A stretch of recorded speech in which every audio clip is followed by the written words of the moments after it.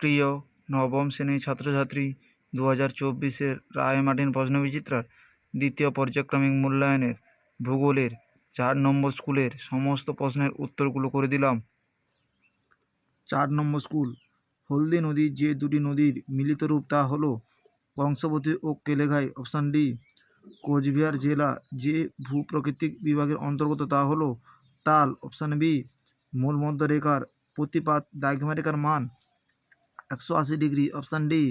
কর্ণাটকের মালনাদ যে ধরনের মালভূমির উদাহরণ তা হলো ব্যবিচ্ছিন্ন, অপশান বি।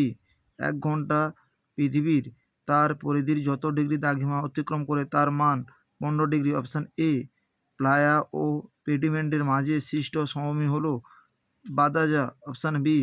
যে যান্ত্রিক আবহবিকার প্রক্রিয়ায় সংঘটিত হওয়ার সময় শব্দের সৃষ্টি হয় তা হলো ক্ষুদ্রকণা বিস্ফোরণ, অপশান এ। বিভাগ খ। চুনাপাতাযুক্ত অঞ্চলকে ভৌমজলের কার্যের ফলে কাষ্ঠ ভূমিরূপ গঠিত হয়।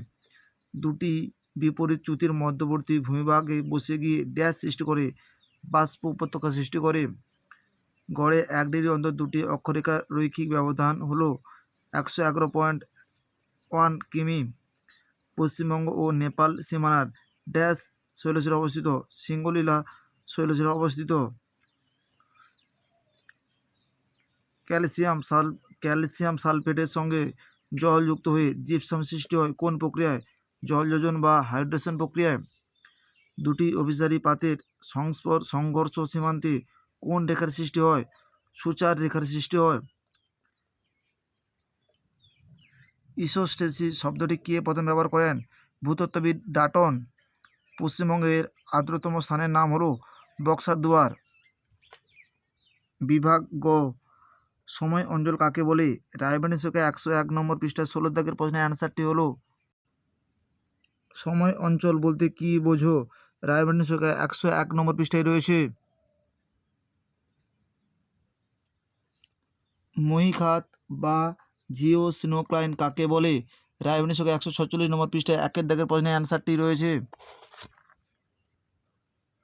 146 নম্বর পৃষ্ঠায় 1 দাগের প্রশ্নের অ্যান্সার মহীখাত বা জিওসিনোক্লাইন কাকে বলে? অঙ্গার যোজন বা কার্বনেশন কাকে বলে? রায়বাণী সূচকে 165 নম্বর পৃষ্ঠায় রয়েছে। রায়মার্টিন 165 নম্বর পৃষ্ঠায় রয়েছে অঙ্গার যোজন কাকে বলে? পশ্চিমী ঝঞ্ঝা কাকে বলে? রায়মার্টিন সূচকে 333 নম্বর পৃষ্ঠায় 2 দাগের প্রশ্নের অ্যান্সারটি হবে পশ্চিমী ঝঞ্ঝা কাকে বলে? রায়মার্টিন সূচকে 333 নম্বর পৃষ্ঠায় 2 দাগের অ্যান্সার। বিভাগ ঘ। পশ্চিমবঙ্গের জলবায়ুতে মৌসুমী বায়ুর প্রভাব বর্ণনা করো। রায়মার্টিন সূচকে 319 নম্বর পৃষ্ঠায় 23 দাগের প্রশ্নের অ্যান্সারটি হবে পশ্চিমবঙ্গের জলবায়ুতে মৌসুমী বায়ুর প্রভাব আলোচনা করো। রায়মার্টিন সূচকে 319 নম্বর পৃষ্ঠায় 23 দাগের প্রশ্নের অ্যান্সারটি হবে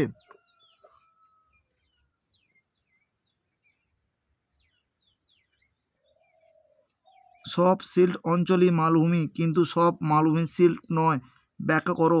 রায়বাণী সূচকে 140 নম্বর পৃষ্ঠায় 13 দাগের প্রশ্নের অ্যান্সারটি হবে সব সিল্ট অঞ্চলই মালভূমি কিন্তু প্রতিটি মালভূমি সিল্ট অঞ্চল নয়, ব্যাখ্যা করো।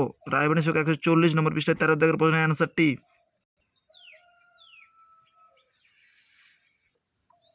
অক্ষাংশ ও অক্ষরেখার পার্থক্য লেখো।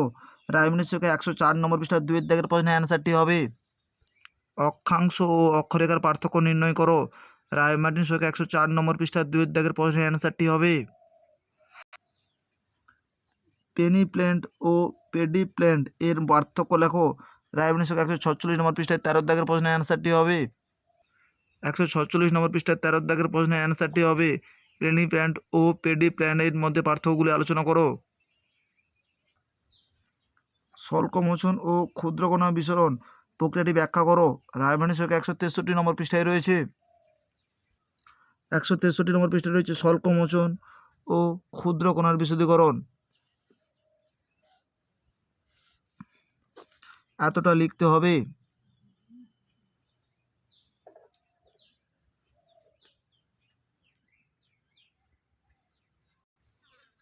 বিভাগ উ। পশ্চিমবঙ্গের পার্বত্য অঞ্চলের ভূপ্রকৃতির সংক্ষিপ্ত পরিচয় দাও। রায়মার্টিন সূচকে 307 নম্বর পৃষ্ঠায় 2 দাগের প্রশ্নের অ্যান্সারটি হবে পশ্চিমবঙ্গের পার্বত্য অঞ্চলের ভূপ্রকৃতির বৈশিষ্ট্য আলোচনা করো। রায়মার্টিন সৈকত 307 নম্বর পৃষ্ঠার 2 দাগের প্রশ্নের অ্যান্সারটি হবে।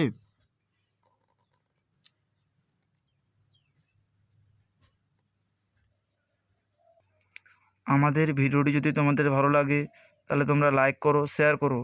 আমাদের চ্যানেলে নতুন হয়ে থাকলে চ্যানেলটিকে সাবস্ক্রাইব করে পাশে থাকো নতুন নতুন ভিডিও পাওয়ার জন্য।